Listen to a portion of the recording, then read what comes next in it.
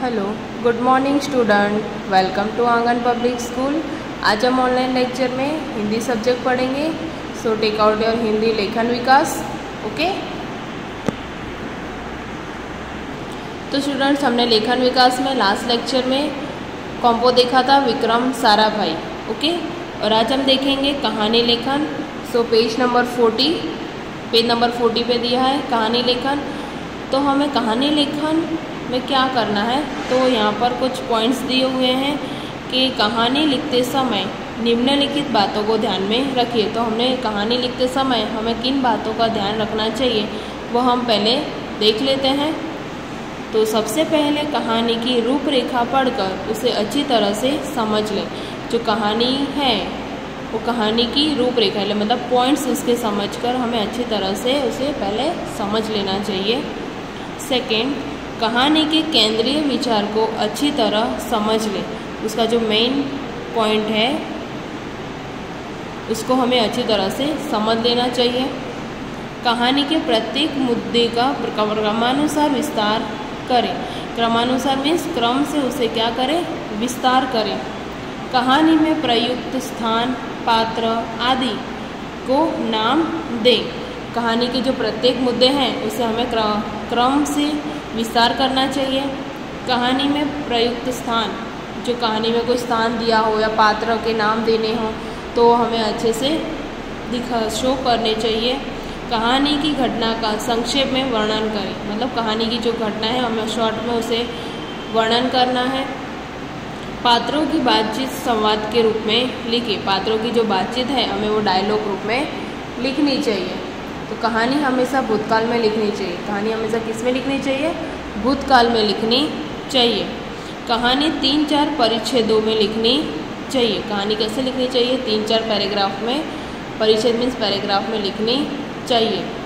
कहानी की भाषा सरल और शुद्ध होनी चाहिए। जो कहानी की जो भाषा है हमारी वो भाषा कैसी होनी चाहिए, सरल और शुद्ध होनी चाहिए।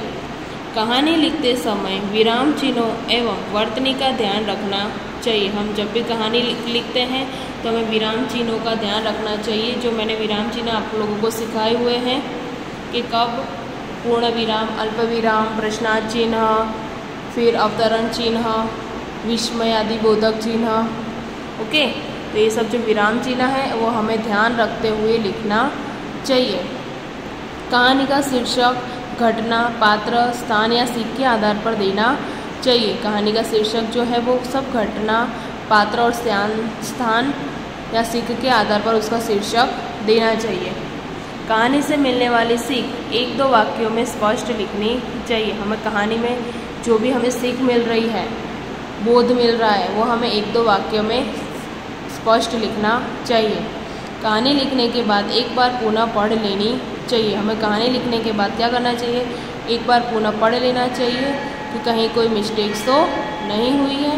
ओके, तो हमने अभी कि कहानी लिखते समय किन बातों का ध्यान रखना है। अब हम स्टोरी देखेंगे। फर्स्ट, तो देखो यहाँ पर दिया हुआ है फर्स्ट स्टोरी पेज नंबर 41 पे। निम्नलिखित चित्र एवं रूपरेखा के आधार पर कहानी लिखकर उसे उचित शीर्षक दीजिए और उससे मिलने वाली सीख भी लिखिए। हमें उससे क्या करना चाहिए, हमें उससे मिलने वाली सीख भी लिखनी चाहिए। तो देखो यहाँ पर एक पिक्चर दी हुई है, तो पिक्चर में ऐसा है और यहाँ पे नीचे उसकी रूपरेखा दी हुई है, पॉइंट्स दिए हुए। आपको एग्ज़ाम में भी ऐसी रूपरेखा दी जाएगी, तो आपको पहले इसको पढ़ के इसका अच्छी तरह से उसको समझना है कि स्टोरी क्या है और कैसे लिखनी है। ओके, तो इसकी रूपरेखा है कि एक नौकर द्वारा हार चोरी करना। देखो यहाँ पे कर रहा है चोरी, पिक्चर में आपको शो हो रहा है। सेठ का सभी नौकरों से पूछना, किसी का चोरी कबूल न करना, किसी का भी चोरी कबूल न करना। सेठ द्वारा युक्ति करना, प्रत्येक को 7-7 इंच की लकड़ी देना। सबको क्या कर रहा है, 7-7 इंच की लकड़ी दे रहा है। जादू की छड़ी होने का कहना, दूसरे दिन दिखाने को कहना। चोर की लकड़ी 1 इंच बढ़ जाएगी। क्या बोल रहे हैं, चोर पकड़ने के लिए कि चोर की लकड़ी दी है, वो चोर की लकड़ी 1 इंच बढ़ जाएगी। घर जाकर हार चुराने वाले नौकर का 1 इंच लकड़ी काटना। क्या किया उसने बता दिया ना लकड़ी कभी बढ़ती है? नहीं बढ़ती। पर इसने क्या किया कि उसने बोला कि 1 इंच बढ़ जाएगी जिसने चोरी की है वो। तो जिसने भी हार चुराया था उसने क्या किया, 1 इंच लकड़ी घर जाकर काट दी। दूसरे दिन चोर का पकड़ा जाना तो पता तो चल ही जाएगा, क्योंकि लकड़ी कभी बड़ी होती नहीं है। उसे काट दिया, तो उसने काट दिया और पता चल गया कि यही वो है चोर। ओके, फिर हमें लास्ट में सीख लिखनी है। तो व्यापारी की चतुराई, हेडिंग हम देंगे शीर्षक उसको कि व्यापारी की चतुराई। अहमदाबाद शहर में सेठ मोतीराम रहते थे। वे बहुत व्यापारी थे, बहुत बड़े व्यापारी थे। उनका बड़ा सा घर था। घर में कई नौकर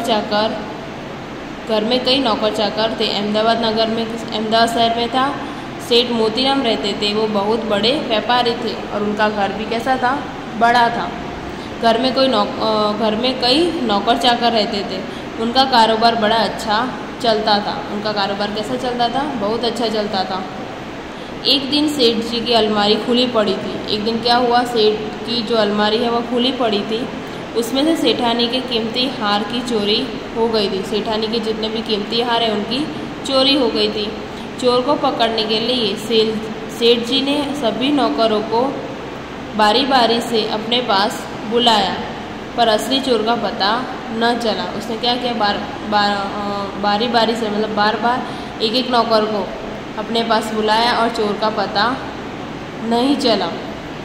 फिर पैराग्राफ करके लिखना है। आखिर चोर को पकड़ने के लिए उन्होंने एक तरकीब सोची, मतलब एक युक्ति सोची कि उन्होंने सभी नौकरों को 7 इंच की एक लकड़ी दे दी। सबको क्या दे दी, 7 इंच की लकड़ी, और कहा कि यह लकड़ी जादुई है। आज रात को इसे अपने पास रखो। जो रात चोर होगा उसकी लकड़ी सुबह 1 इंच बढ़ जाएगी। क्या बोल रहा है कि इस एक लकड़ी दे रहा है सबको 7 इंच की, नौकरों को कि आप अपने पास रखो और चोर जो होगा उसकी लकड़ी सुबह तक क्या हो जाएगी, 1 इंच बढ़ जाएगी। पर लकड़ी कभी बढ़ती है? नहीं बढ़ती है। तो अन्य सारे नौकर तो लकड़ी लेकर चले गए और रात को चैन से सो गए। सब लोग क्या हो गए, सब रात को अच्छे से सो गए। किंतु चोर नौकर को रात में नींद नहीं आई। जिसने चोरी की हो उस नौकर को नींद आएगी? नहीं आएगी। उसने सोचा कि सुबह यह लकड़ी 1 इंच बढ़ जाएगी तो अभी उसे मैं काट देता हूँ। क्यों काट दूँगा? क्योंकि राजा ने क्या सोचा था, एक तरकीब सोची थी और सबको 7 इंच की एक लकड़ी दे दी थी और कहा था कि एक लकड़ी रात को 1 इंच बढ़ेगी। तो नौकर ने क्या किया, सुबह यह लकड़ी 1 इंच बढ़ जाएगी तो उसे मैं काट देता हूँ। तो उसे 1 इंच क्या कर दी, लकड़ी को काट दी। तो उसे दिमाग नहीं चला है कि लकड़ी कभी बढ़ती नहीं है। उसने लकड़ी 1 इंच काट दी। उसने क्या किया, जो लकड़ी दी थी वो लकड़ी काट दी। सुबह सेठ जी ने बारी बारी से सबके पास लकड़ी लेना शुरू कर दिया। लकड़ी काटने वाले चोर नौकर की लकड़ी एवं 1 इंच कटी हुई मिली। सुबह जब सेठ जी सबके पास से लकड़ी लेना शुरू कर दिया तो लकड़ी काटने वाले चोर नौकर की लकड़ी 1 इंच कटी हुई मिली। सेठ जी ने उसे गुनाह कबूल करवा लिया। सेठ जी को उनका हार वापस मिल गया। सेठ जी को क्या हुआ, उसका हार वापस मिला। सभी लोगों ने सेठ जी की चतुराई की तारीफ की कि उन्होंने किस तरह से चोर को पकड़ लिया। तो यहाँ पे हमको सीख मिलती है कि बुद्धि द्वारा बड़ी समस्या भी हल की जा सकती है। हम बुद्धि का यूज़ करेंगे तो बड़ी से बड़ी समस्या को हल कर सकते हैं। ओके, तो आपको होमवर्क में right story in notebook from PDF file, PDF file में आ जाएगा, वहाँ से देखिए आपको इसको नोटबुक में लिखनी है। ओके, और हम एक और स्टोरी देखेंगे, उसको आपको लेखन विकास में ही लिखना है। तो यहाँ सेकेंड स्टोरी है कि निम्नलिखित चित्र एवं रूपरेखा के आधार पर कहानी लिखकर उसे उचित शीर्षक दीजिए और उससे मिलने वाली सीख भी लिखिए। हमें उससे जो सीख मिलेगी वो पर हमें लिखनी है। ओके, तो देखो यहाँ एक पिक्चर है चरवाहा का, उसकी रूपरेखा पढ़ लेते हैं हम पहले। एक चरवाहा जंगल में बकरियां चराने जाना, एक बकरी का दूर चले जाना, भेड़िया का आना, बकरी को खाने की इच्छा, बकरी का गाना गाने की इच्छा, मैं करना, आवाज़ सुनकर चरवाहे का लाठी लेकर आना, भेड़िया का भाग जाना और बकरी की जान बच जाना और सीख। लास्ट में क्या लिखनी है, हमें सीख लिखनी है। ओके, तो हम पहले यहाँ पे देखेंगे, हेडिंग देंगे उसको, शीर्षक समझदारी का परिणाम। उसने क्या दिखाई थी, समझदारी दिखाई थी और डिसीजन ले लिया था। ओके, तो समझदारी का परिणाम। फर्स्ट हम पैराग्राफ करके लिखेंगे कि एक गांव था, उस गांव में एक चरवाहा रहता था। एक गांव था, उस गांव में एक चरवाहा रहता था। चरवाहा हर रोज़ भेड़ बकरियां चरवाने जंगल में जाता था। क्या करता था, बकरियां चरवाने के लिए रोज़ जंगल में जाता था। फिर आगे हम देखेंगे पैराग्राफ। एक दिन एक बकरी जंगल में चरते चरते दूर चली जाती है। एक दिन क्या होता है, एक बकरी जंगल में चरते चरते दूर चली जाती है। उसी समय वहाँ एक भेड़िया आ जाता है। क्या आ जाता है, उसी समय एक वहाँ भेड़िया आ जाता है। भेड़िया बकरी को खाने की इच्छा प्रकट करता है। भेड़िया क्या करता है, उसको बकरी खाने की इच्छा जो है वो प्रकट करता है। बकरी को भी लगता है कि अब मैं भेड़िया का शिकार हो जाऊंगी। उसे क्या लगता है कि मैं अब बकरी को कि मैं अभी क्या हो जाएगा, भेड़िए का शिकार हो जाऊंगी और मर जाऊंगी। सेकेंड आगे पैराग्राफ है।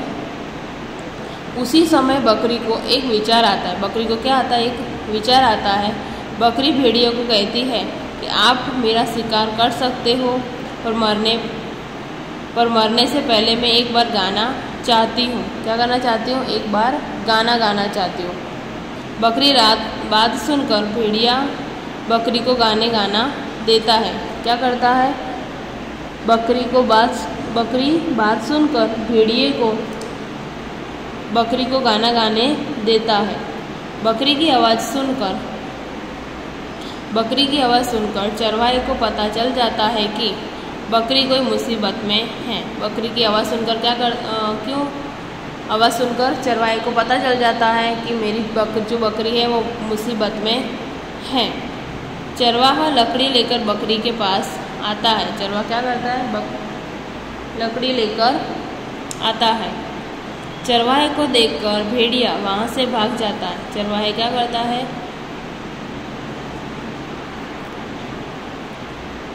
चरवाहे को देखकर भेड़िया वहाँ से भाग जाता है और इस तरह बकरी की समझदारी से उसकी जान बच जाती है। क्या समझदारी दिखाई, उसने क्या बोला कि मुझे है ना गाना गाने की इच्छा हो रही है। तो बकरी की बात सुनकर भेड़िया ने बकरी को गाना गाते हुए बोला और बकरी की आवाज़ सुनकर क्या हुआ, चरवाहे को पता चल गया कि जो बकरी है वो मुसीबत में है। और चरवाहा लकड़ी लेकर बकरी के पास आता है और चरवाहे को देखकर भेड़िया वहाँ से भाग जाता है और उसकी जान बच जाती है। अब हमें यह सीख देखेंगे कि हमें इस वार्ता से क्या सीख मिल रही है।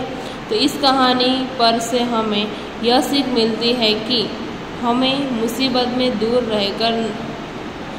मुसीबत में हार न मानकर उसका समझदारी से का सामना करना चाहिए। क्या करना चाहिए, मुसीबत में कोई भी हार माननी नहीं चाहिए। हार न मानकर उसका समझदारी से सामना करना चाहिए, जैसे बकरी ने किया।